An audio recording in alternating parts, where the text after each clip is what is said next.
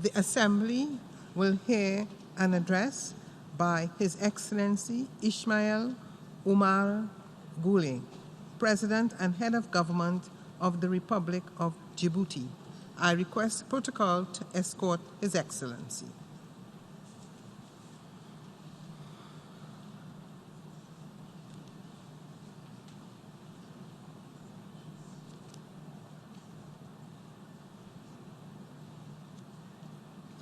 On behalf of the General Assembly, I have the honor to welcome to the United Nations His Excellency Ismaël Omar Guelleh, President and Head of Government of the Republic of Djibouti, and to invite him to address the Assembly.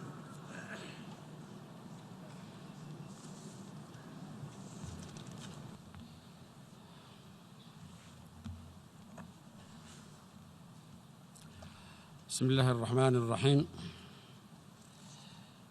Monsieur le Président.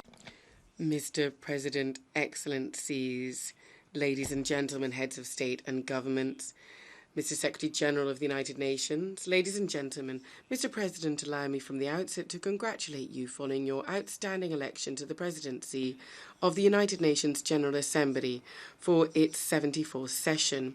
We're convinced that your diplomatic skills, your erudite nature, and your broad experience will enable you to carry out the difficult task of leading this great assembly. To this end, I would like to express the firm resolve and availability of my delegation to cooperate with you and your Bureau during this session. I would also like to convey my sincere thanks to Ms. Maria Espinosa and her team for the excellent work carried out during the 73rd session of the General Assembly. We can see from your term in office that there was great passion, commitment, and you promoted multilateralism.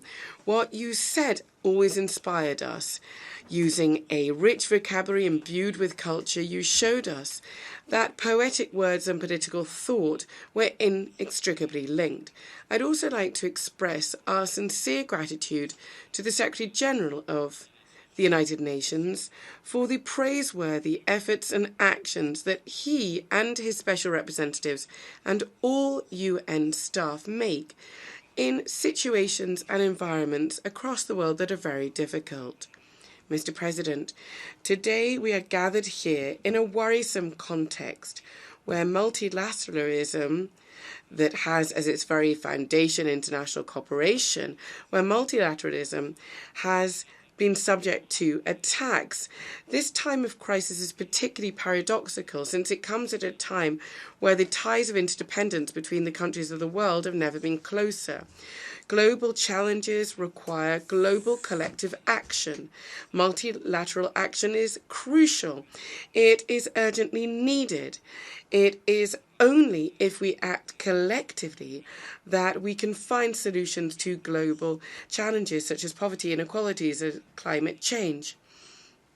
Even if challenges affect everybody to varying degrees, the poorest countries are the most exposed because they're so fragile. The geopolitical upheavals underway, the increase in tensions due to trade war and forecasts of lower economic growth create risks, and they also raise questions as to our capacity to mobilize the necessary resources to implement the SDGs by 2030. The World Bank reports have underscored the worrisome low level of investment volumes and the negative impact that might have on the implementation of SDGs. These developments are particularly worrisome because at the time when this potentially transformative agenda was adopted, we were aware that we needed not only to adopt a radically different approach, but we also needed to mobilize an amount of financing that would be in trillions of dollars. It behoves, therefore, us all to pool resources whilst taking into consideration how they impact things sustainably. Governments need to improve the business climate to attract investments for sustainable development. The private sector needs to focus its efforts not on short-term investments, but on long-term ones. There's also a need to find innovative solutions together in order to mobilize financing for the Sustainable Development Goals. So, from February 2014 onwards, Djibouti has had a system of mandatory healthcare insurance for working people and also a social healthcare program for people with no income. Over these past 5 years, considerable efforts have been made to bolster and to strengthen and expand, insurance to migrant populations and refugees in Djibouti. Djibouti reaffirms its commitment to Target 3.8 and the Sustainable Development Agenda of 2030 in order to achieve healthcare for all. Furthermore, Djibouti has made a conscious choice to focus on an integrated digital healthcare system. This is patient-centred. The idea is to have universal health care insurance and ultimately to have universal health coverage. Thus, we would be creating a healthcare system that would be better performing. Djibouti is also, ladies and gentlemen, determined to combat all forms of inequality, in particular, gender inequality. This aim is at the heart of our political agenda. The government, through structural reforms, is continuing its key mission, namely to eradicate political, economic and social obstacles facing women. At the beginning of this year, indeed, a law was passed increasing the quota of Djibouti women from 10 to 25% within the National Assembly. Climate change is the most threatening and serious challenge of our time. Our thoughts go out in particular to our brothers and sisters in the Bahamas, devastated by the destruction that brought death and destruction on a scale never seen before. We'd like to reiterate our gratitude to the Secretary General for the numerous initiatives he has taken to continue to focus attention on a phenomenon that has disastrous consequences.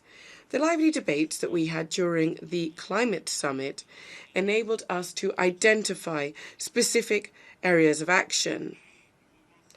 The welcome movement to bring peace to the Horn of Africa is continuing. Our country's determination to build on the progress made increases every day. We believe that complete, lasting peace in our region is possible, and that belief is strengthening every day. The most recent good news comes to us from a neighbouring brotherly country, Sudan. We welcome success in negotiations that has led to a peaceful solution to the crisis and the signature of a power-sharing agreement. In South Sudan, the peace process is making encouraging progress. Talks between President Salva Kiir and Riek Machar is a significant development. We note in particular the renewal of their commitment to form a transition government by the 12th of November. Djibouti is a member of IGAD, and Djibouti will continue to urge the parties to continue their efforts to find a solution to the political impasse and to uphold their commitments. On Somalia, there have been tensions stemming from the political dynamic surrounding the elections in the member states of the Federation. However, and there were also acts of violence perpetrated by al-Shabaab. However, we are encouraged by progress made economically and in the security sector. We need to step up efforts in order to aid Somalia to achieve its priorities, namely the federal elections, strengthening security, implementing far-reaching economic reforms and debt relief. Everything needs to be done in order to ensure that the positive regional dynamic helps both stabilisation and helps the efforts to implement the transition plan underway. This will thus create a propitious environment for national reconciliation. We remain confident that relations between my country and Eritrea will further improve and that the pending questions will be finally resolved. Djibouti is seriously committed to peace and to promoting healthy and robust bilateral solutions with all of its neighbouring countries. Together, we need to work unfailingly to step up efforts to promote regional integrations.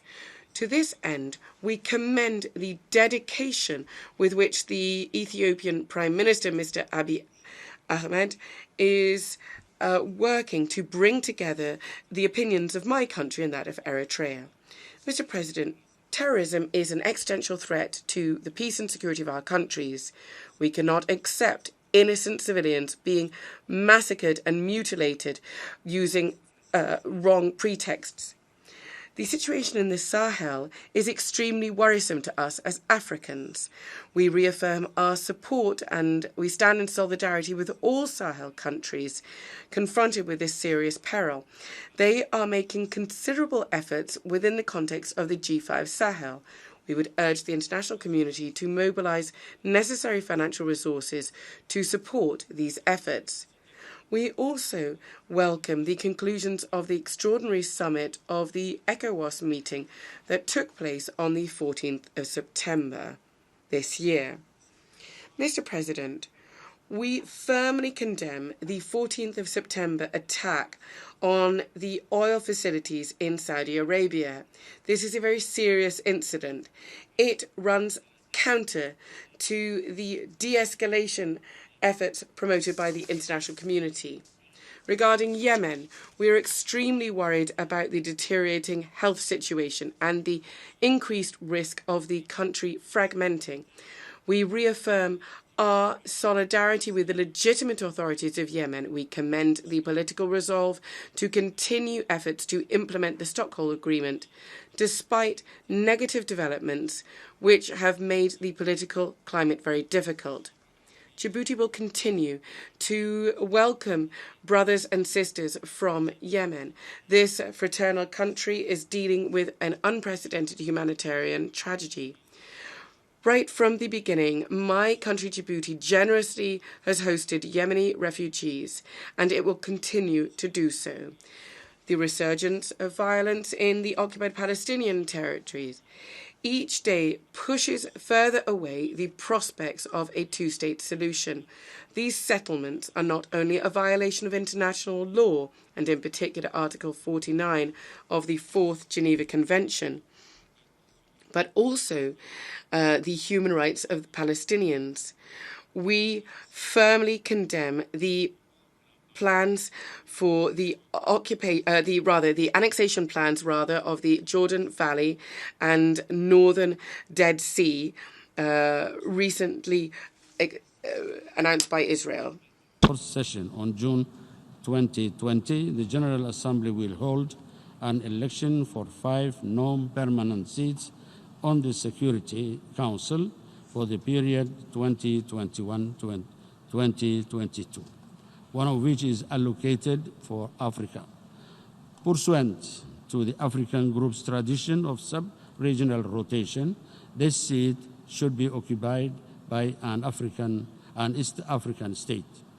Under the rules of the African Union, it is indisputable that Djibouti should be the African group's candidate for the seat on the Security Council for the period 2021-2022. The principle of rotation ensures that all African states, large or small, have equal opportunity to serve on Security Council and other United Nations bodies. In light of the above, and out of respect for the sovereign equality of states, Djibouti respectfully urges all members states to support its candidature for the Security Council for the period 2022. If elected, Djibouti will relentlessly promote the obligation of all states to uphold international law in the maintenance of peace and security, and advocate for recommitment to a multilateral, rule-based international order. Mr. President, we need to rally our efforts, our resources, and we need to create safe and solid conditions in order to build multilateralism. Failure is not an option. This is why we support the German and French initiative, the Alliance for Multilateralism. Thank you very much indeed.